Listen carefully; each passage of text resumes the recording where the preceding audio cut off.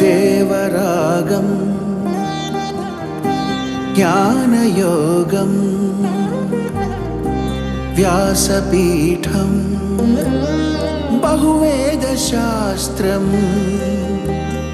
బోధామృతహిత శ్రీమన్నారాయణం శివగౌరీ సంభాషిత సకల పురాణం అష్టాక్షరి పంచాక్షరి మంత్రావరణం అఖిల దేవతా సంస్తుతి పారాయణం జయ మంగళకరమీ ప్రవచన శ్రవణం అనుదినము శుభము సుఖము జీవన గమనం దేవరాగం జ్ఞానయోగం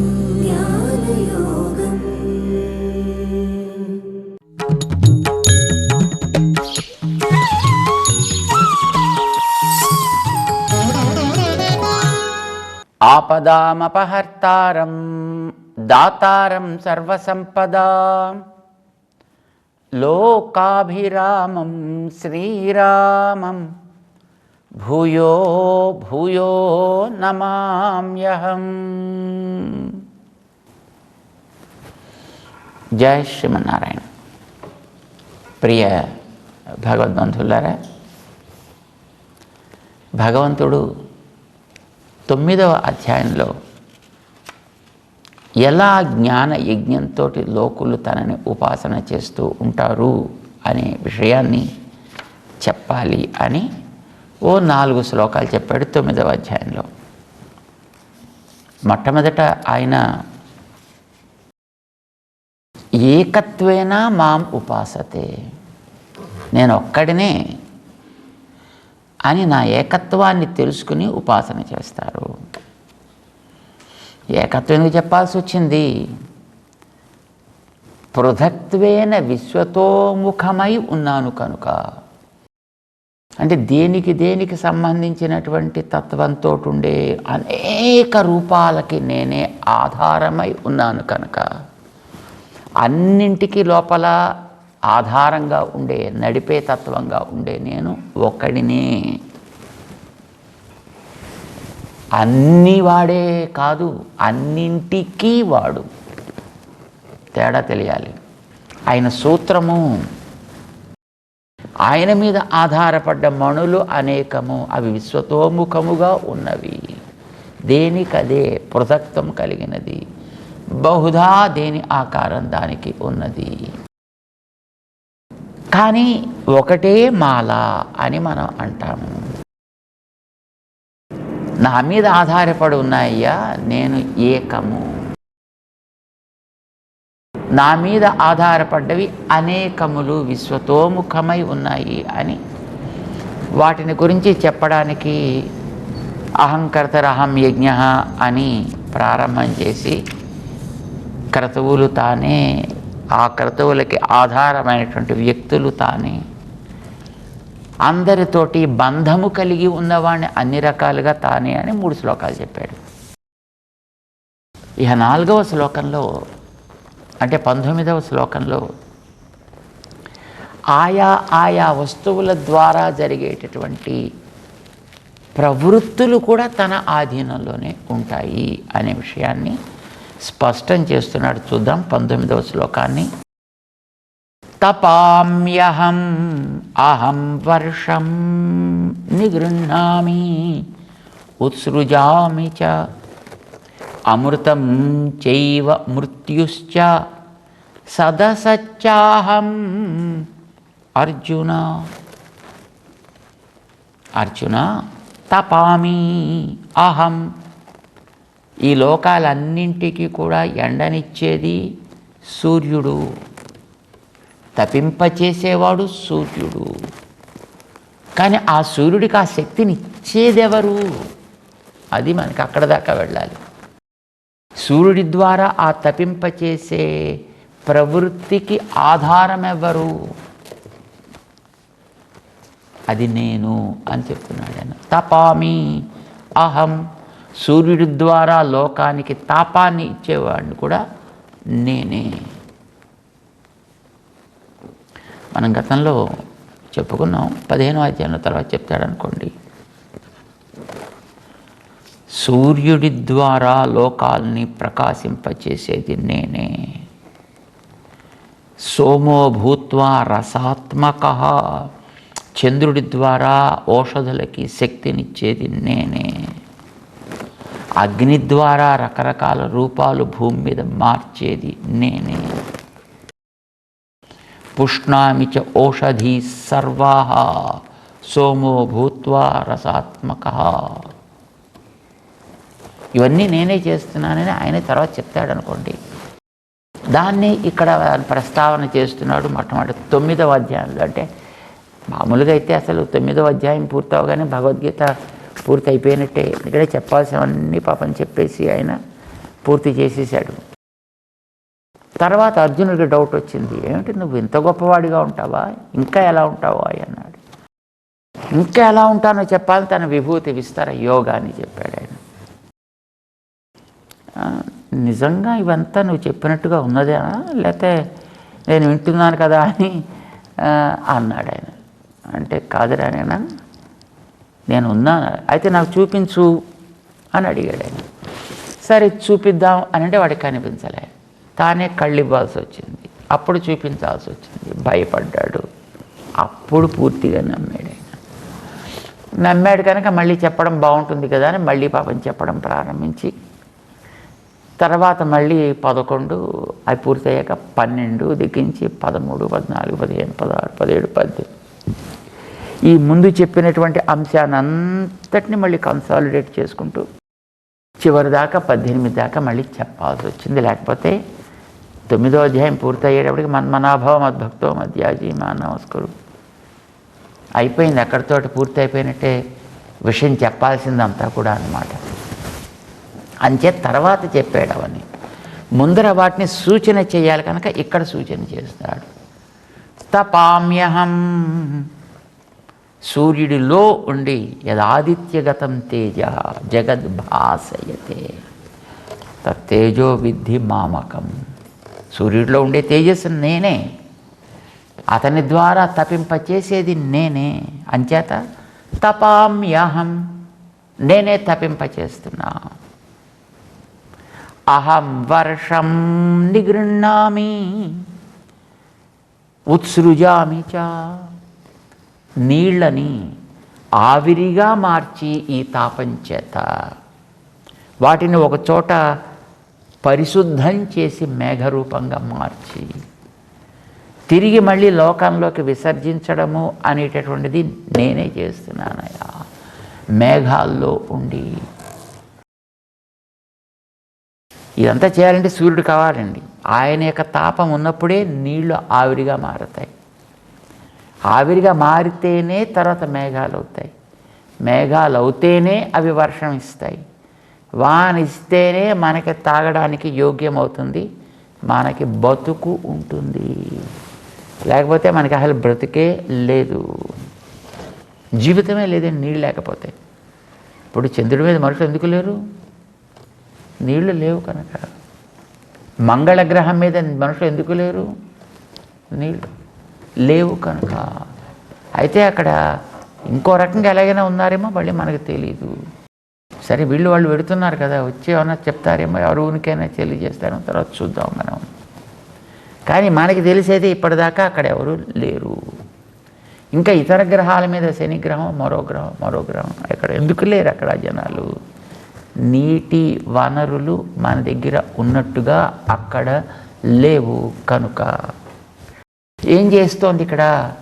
సూర్యుడి యొక్క కిరణ ప్రభావం చేత సముద్రంలో ఉండే నీటిని త్రాగయోగ్యంగా మారుస్తున్నాడు ఆయన.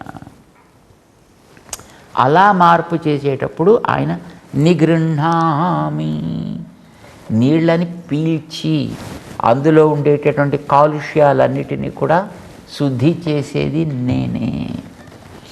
పోర్టబుల్ వాటర్, త్రాగడానికి యోగ్యమైనటువంటి నీరు కింద దాన్ని మారుస్తా. అప్పుడు మేఘాలని గాలి ద్వారా నడిపిస్తా. జనావాసాలు ఎక్కడుంటాయో అక్కడికి నడిపిస్తా. లేకపోతే అక్కడే నీటిని తీసుకుని మళ్ళీ అక్కడే మేఘాల నుంచి అక్కడే వర్షించేసి మళ్ళీ సముద్రం వర్షించాడు అనుకోండి, ఏమో కొన్ని ముత్యాలు తయారు కావచ్చు. కానీ అవి ఎవరికి? వాటిని చూసి గుర్తించి అనుభవించేవాడు ఉంటే కదా. వీడు ఉండాలంటే ముందర వీడికి నీళ్లు కావాలి కదా. నీళ్లు కావాలంటే మళ్ళీ అది రావాలి కదా. మేఘాలు వస్తేనే కదా వీడి నీళ్లు తాగేది. సముద్రంలో ఉండే నీళ్ళని నేరుగా తాగడానికి వీల్లేదు. అందులో ఉండే జీవరాశులకి అవి ఉపయోగపడచ్చు.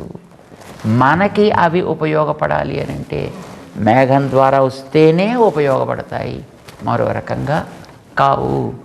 అందుకోసమని ఈ జీవుల మీద ఉండేటటువంటి సంబంధ విశేషం చేత ఆయనే నేనే గతిర్భర్త ప్రభు సాక్షి నివాస శరణం సుహృత్ అహమేవ పిత మాత ధాత పితామహ ఇవన్నీ ఆయనే చెప్పుకున్నాడు కనుక ఇన్ని రకాల బంధుత్వాన్ని నేను వీళ్ళతో పెట్టుకున్నాను కనుక ఆ బంధుత్వాన్ని నిలపకోవడం కోసం నిగృహ్ణామి ఉత్సృజామి, వాటిని నేను పీల్చుకుంటా, శుద్ధి చేసుకుంటా.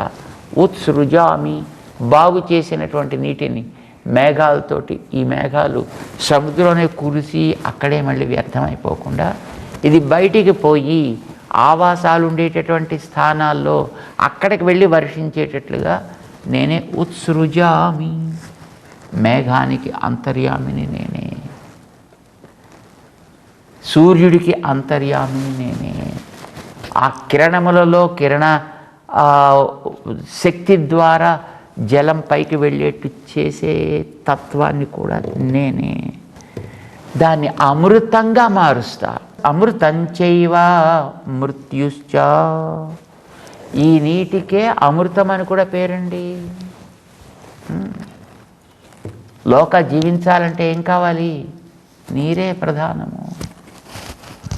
స్వర్గలోకంలోకి వెళ్ళిన వాడికి అమృతం కావాలేమో, కానీ ఈ భూమి మీద ఉన్న వాళ్ళకి అమృతం అక్కర్లేదు. పాపం తెలియక కొంతమంది అదేదో తీసుకుని అదే అమృతం అమృతం అమృతం అనుకుంటూ దాంట్లోనే మునిగి తేలుతూ ఉంటారు. సరే, వాళ్ళని పక్కన పెడదాం వాళ్ళని. కానీ జలమే అమృతము కనుక అమృతం చైవ, వీళ్ళకి మరణము లేకుండా బ్రతికి ఉండగలిగేట్టుగా చేసేది కూడా నేనే. మృత్యుశ్చ, దాన్ని సవ్యంగా వాడుకోకపోతే, లేదు కొందరికి సమయం పూర్తయితే వీళ్ళని తిరిగి కంటి తీసుకువెళ్ళడానికి, మళ్ళీ వాళ్ళని రీసైకిల్ చేసి ఎక్కడో ఇంకొక చోట నుంచి రాపించడానికి పుట్టించడానికి కూడా మూల ప్రక్రియ అయినటువంటి మృత్యుశ్చ అహమేవ, ఆ మృత్యువుని కూడా నేనే. సత్ అసత్ చ అహమర్జున, వాడే ఈ లోకాలకి ఇన్ని రకాల ఉపకారాలు చేసేది. ఇవి కేవలం ప్రదర్శనార్థం అని అంటారన్నమాట. ఊరికే మనకి తెలియడం కోసం ఒకటి రెండు క్రియలు చెప్తున్నారే తప్ప అంతకే వాడు పరిమితుడై ఉంటాడు అని తాత్పర్యం కాదు. మనకి తెలియడం కోసం కొన్ని చెప్పాలి, ప్రధానమైనటువంటి చెప్పాలి.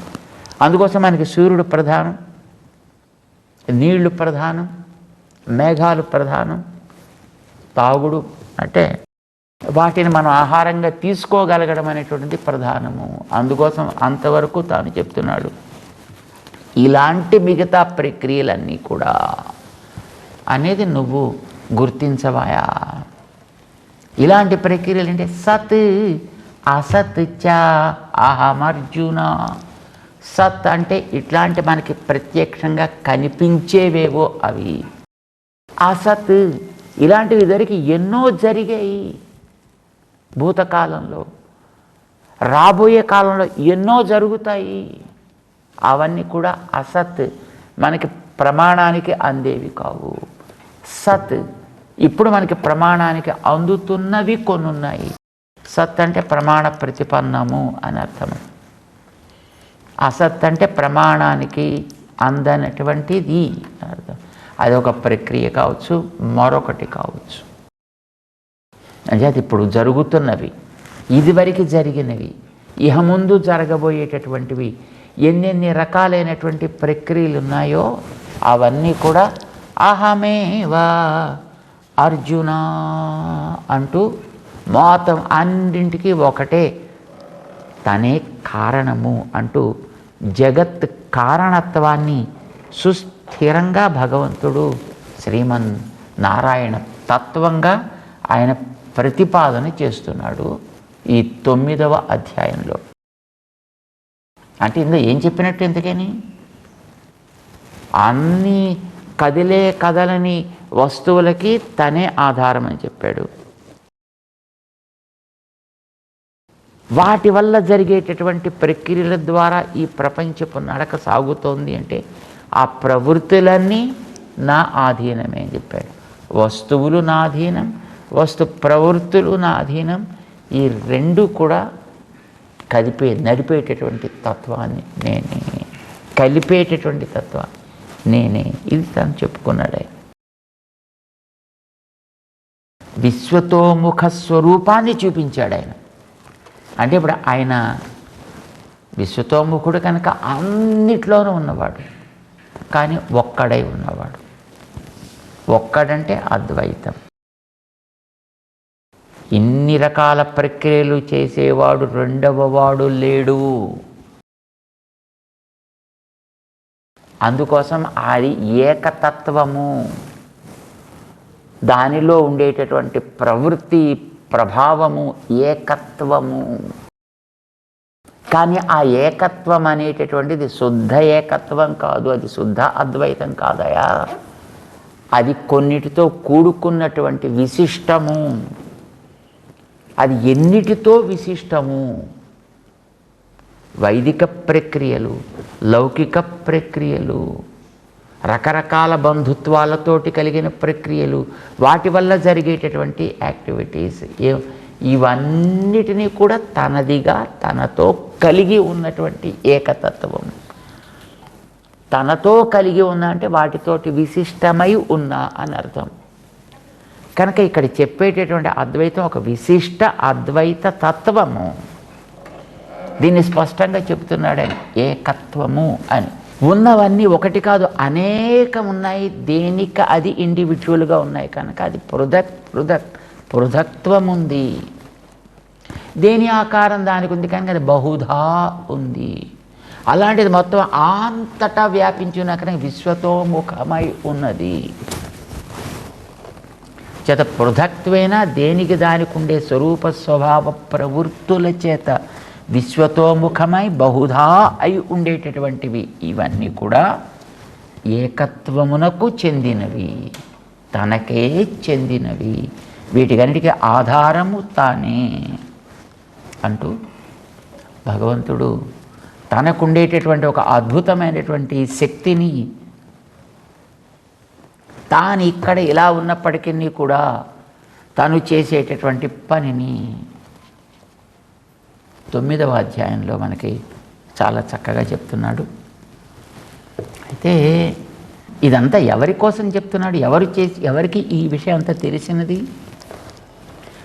మొట్టమొదటి ప్రారంభించాడు 13వ శ్లోకంలో. అది మనం జ్ఞాపకం పెట్టుకోవాలి.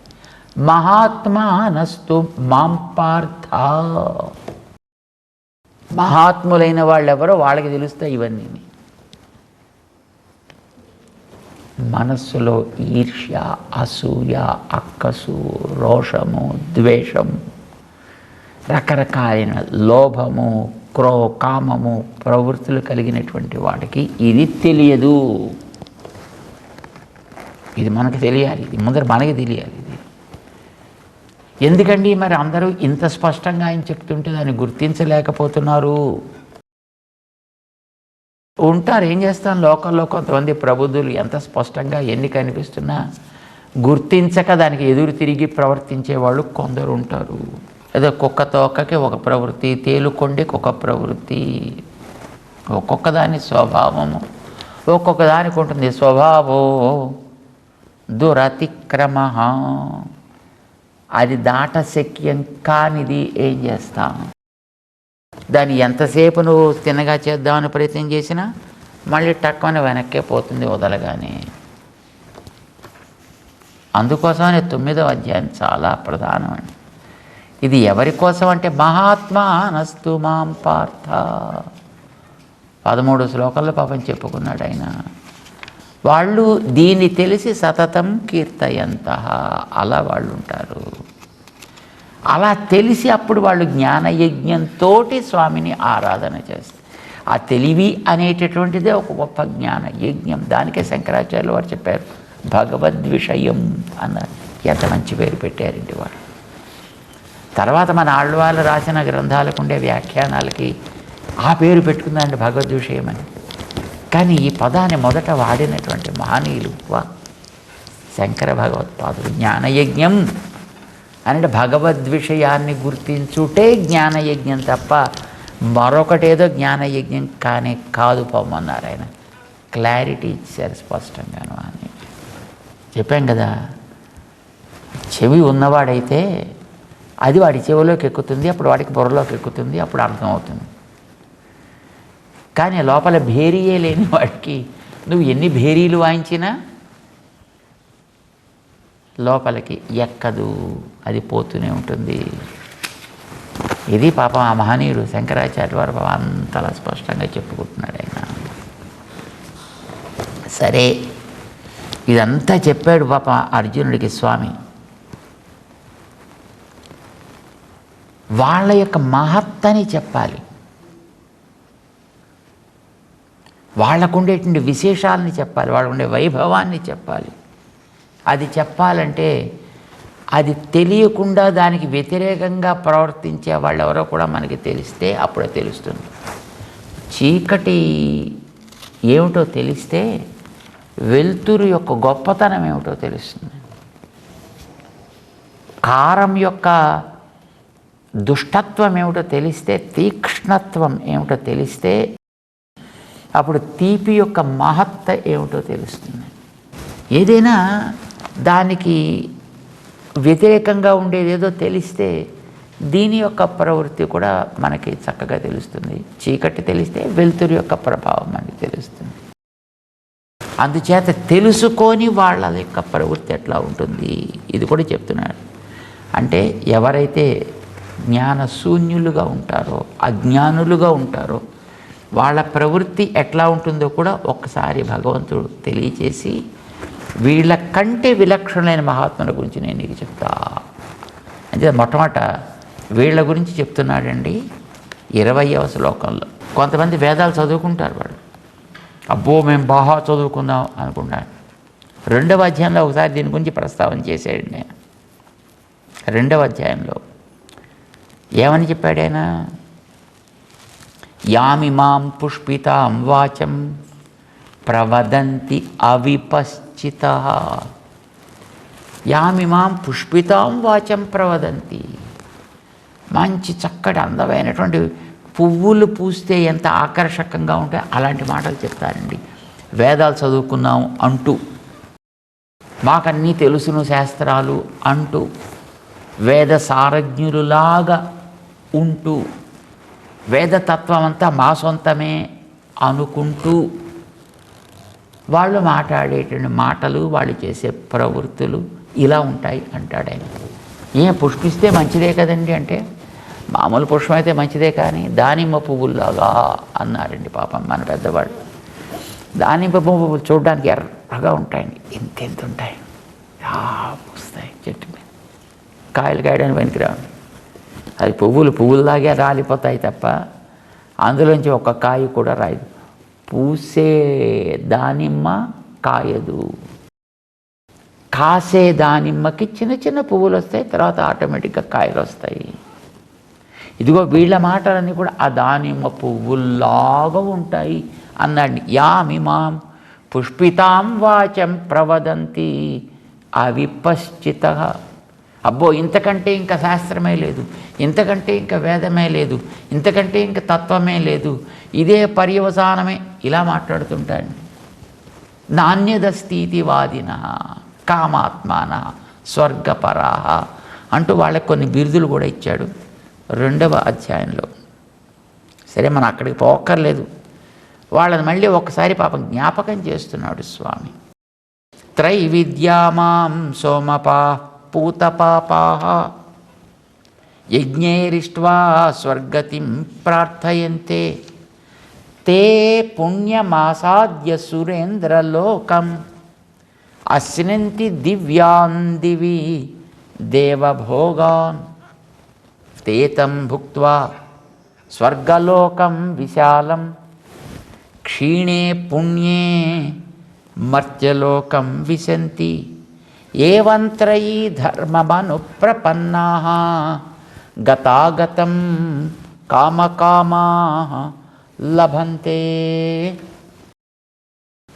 వాళ్ళ యొక్క స్వరూపం ఏమిటో స్పష్టంగా కృష్ణుడే నిర్ణయం చేస్తున్నాడు 20, 21, 2 శ్లోకాల్లో. ఏమిట వాళ్ళు చేసే పని? ఎవరట అసలు వాళ్ళు? త్రైవిద్యాః. త్రైవిద్యము అని అంటే 3 రకాలుగా ఉండేటువంటి వేదము. దాంట్లో ఉండే తత్వాన్ని వాళ్ళు తెలుసుకుంటున్నారు. ఏమేమిటది? ఋగ్ యజుస్ సామ రూపంలో ఉండేటటువంటి ఆ విజ్ఞానం ఉందే, దీన్ని వాళ్ళు పాపం తెలుసుకుంటారు. తెలుసుకొని పాపం దాని ఫలితాన్ని అందకుండా నశిస్తూ ఉంటారు. ఏం తెలుసుకుంటారు? ఎందుకు పాపం వాళ్ళ మీద అంత జాలి పడుతున్నాడు ఈయన కృష్ణుడు? తెలుసుకుంటూ మనం కూడా ముందుకు సాగుదాం. జై శ్రీమన్నారాయణ.